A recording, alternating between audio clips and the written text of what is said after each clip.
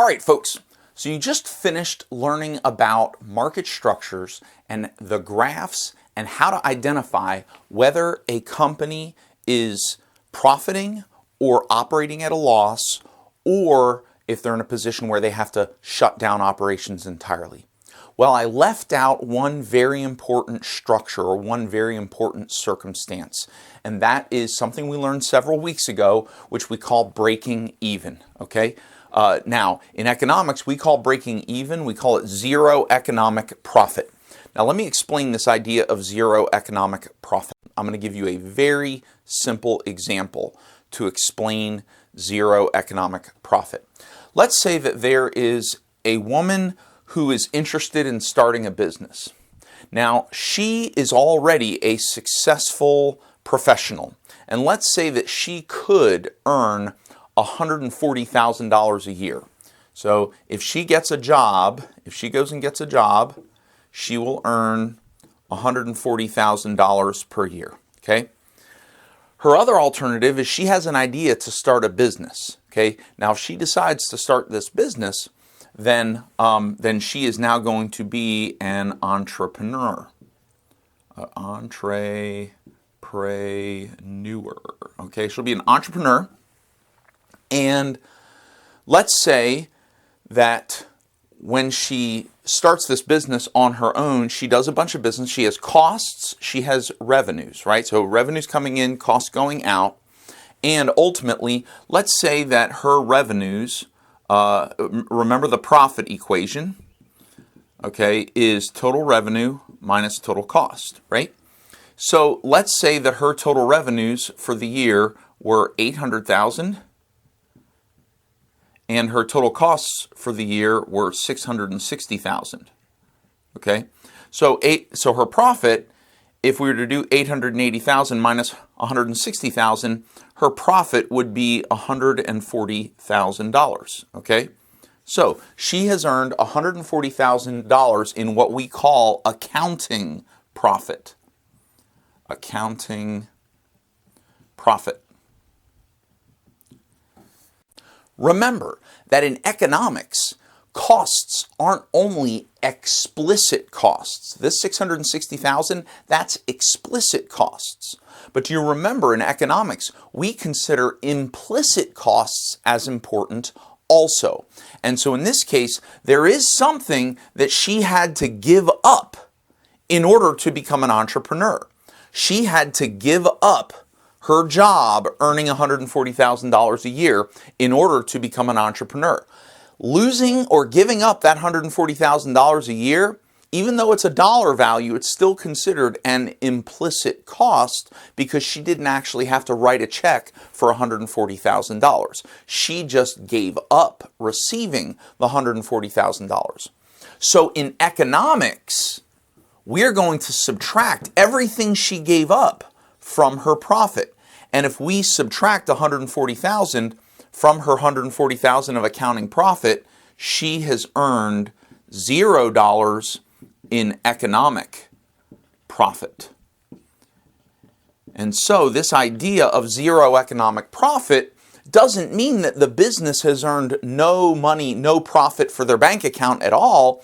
It just means that she didn't earn any more as an entrepreneur than she would have earned if she had a job.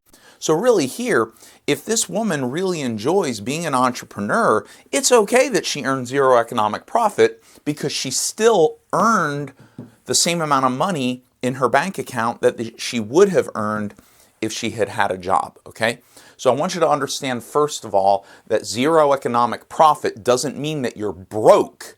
It just means that you didn't earn any more as an entrepreneur than you did in a job. Now I'm going to give you another example.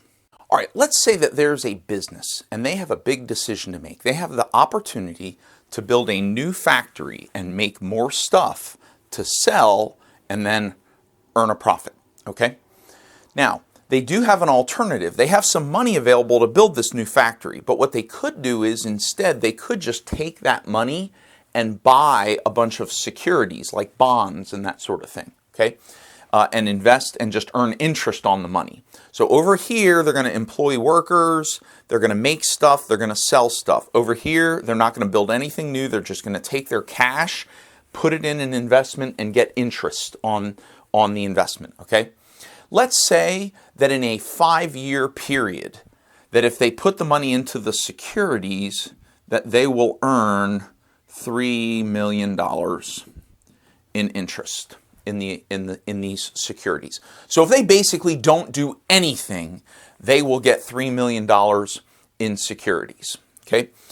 But if they take their money and invest it in the new factory and build and make stuff and then sell the stuff, earn revenue, pay out their costs, and get a profit, let's say in the 5-year period, let's say that their total revenue is, I don't know, $36 million, okay, $36 million, and their total costs in the 5 years are $33 million, okay? So if we identify their profit is total revenue minus total cost, 36 million minus 33 million.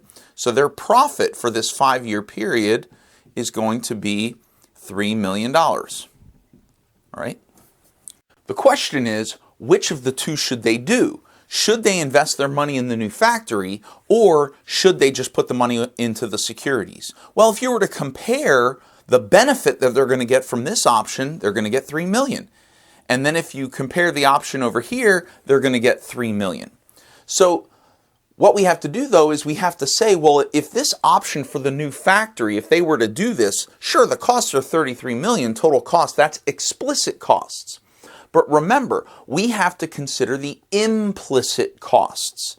And implicitly, an implicit cost is what they had to give up to do the factory. So in order to build the factory, they had to give up the opportunity, that's an opportunity cost. They had to give up the opportunity to earn $3 million in interest because they had to spend the money on the new factory.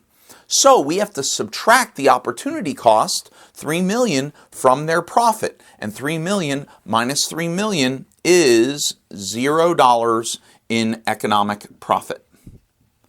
So this company, in choosing to build the new factory, is going to earn $0 in economic profit. Now, it's the same thing if they decide to do the securities. If they go with the securities, they'd have to subtract the $3 million in accounting profit that they would have earned if they had done the new factory. So what we're saying here is this, is that this company, after subtracting the opportunity costs, is experiencing $0 economic profit, even though they do have an accounting profit. They made some money, but because of what they had to give up, they actually earned $0 economic profit, and that is a very important concept in what we're about to talk about in this class, because we're about to talk about how businesses make decisions, and there are going to be several situations where a business, based on their market structure, their cost structure, and their revenue structure, that they actually wind up earning $0 economic profit.